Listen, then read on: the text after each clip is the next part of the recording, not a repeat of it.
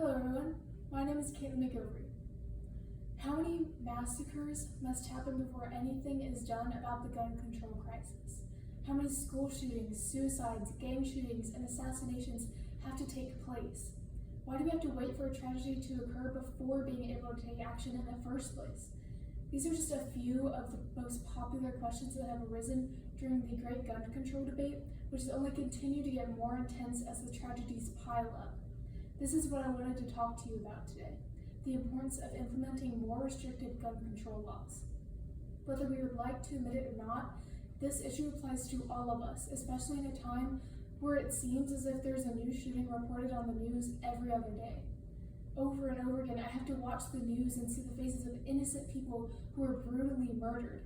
In fact, just a couple months ago, nearly 20 elementary school children and several adults were killed in a school shooting in a small Texas town not too far from where I live.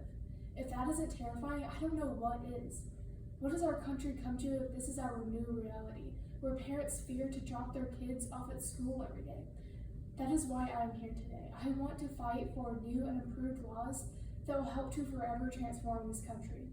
While I will admit that there are other outlying factors that may contribute to this violent epidemic, it appears that the majority of these cases all have one thing in common: guns. Therefore, to help counteract these troubling statistics, the United States government should implement stricter policies and restrictions when it comes to gun ownership. In fact, studies have shown that the states with more restrictive gun policies have reported much less gun-related deaths than those that are known as gun-friendly. Just consider the Centers of Disease Control and Prevention data on homicides involving firearms. California, a state with notoriously strict gun control laws, has a firearm homicide rate of 3.5 per 100,000 people. On the other hand, gun-friendly Mississippi's firearm homicide rate is nearly 3 times that, at 10.2 per 100,000 people. While many factors may impact why one state has a higher homicide rate than another, it's hard to deny that gun violence in America needs to be addressed. In fact, that is what leads me to my next point. Why must the government wait until after an accident has already occurred before they can take action? Because of this exact issue, situations are handled poorly, and the families of those who lost their lives, the ones who are already suffering enough, are the ones that have to pay for it. Johnson Law Firm states that many major federal gun control laws in the United States are a result of a violent firearm-related incident or homicide. In fact, the first major gun control measure of the 20th century was the National Firearms Act of 1934, established after the gangster-driven St. Valentine's Day Massacre in 1929. Then there was the Gun Control Act of 1968 that was established in the wake of the assassinations of President John F. Kennedy and Martin Luther King Jr. Similarly, the Brady Handgun Violence Prevention Act of 1993 was a response to the attempted assassination of President Ronald Reagan in 1981 and was named for James Brady, a White House staffer who was permanently disabled during the attempt. The fact that that same issue that left everyone dumbfounded back in the 1920s is doing the same today just blows my mind. I mean, take this bit from an article by CNN that says the shooting in Uvalde, Texas is the latest entry in the long history of gun violence in the United States. Before Tuesday, there had been at least 39 shootings in K-12 schools, colleges, and universities in 2022, resulting in at least 10 deaths and 51 injuries. While proposals to overhaul gun laws face steep odds at the federal level, there are some areas of bipartisan agreement. Whether that's enough to break congressional gridlock is yet to be seen. What's even worse about the fact that the lack of gun laws keep causing mayhem is the fact that that mayhem is allowing for some people to work their way around the law, going completely unnoticed.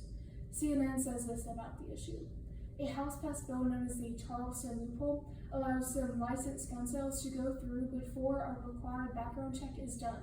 Specifically, the legislation would increase the amount of time from 3 business days to a minimum of 10 days that a federal firearms licensee must wait to receive a completed background check prior to transferring a firearm to an unlicensed person.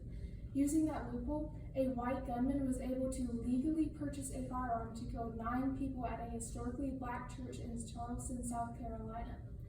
It is exactly actions like this that lead into my next and final point. If anything is to be done about this gun-related crisis of violence, it should be implementing psych evaluations before allowing anyone to purchase a firearm. Normally, people who wish harm on others wish harm on themselves as well. They are not well, they are erratic and unpredictable, and most certainly cannot be trusted with a firearm. And that has been proven time and again. While a fair portion of firearm-related deaths are accidents, the majority, especially as of late, were a result of mentally unstable people taking advantage of easily accessible weapons and using them as mass murdering machines. For instance, the National Rifle Association laid the blame for mass shootings on untreated mental illness and proposed the creation of a national database of persons with mental illness. Also, lifetime violence rates for those with serious mental illnesses were estimated to be around 55%. That alone should be an indicator that something needs to be done about this issue immediately. In conclusion, the U.S. government should implement stricter and more comprehensive laws when it comes to the issue of gun control due to the staggering numbers of gun-related deaths each and every year. In order to begin to combat this, the laws regarding gun control should remain consistent through all 50 states. The U.S. government should also take action more quickly so as to avoid such tragedies and loopholes in the first place, and psych evaluations and more thorough background checks should be performed before allowing anyone to purchase and handle a firearm.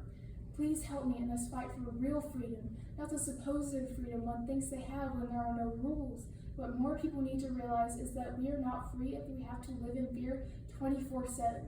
Remember, simply by eliminating the issue of gun control, over 45,000 lives a year will be saved.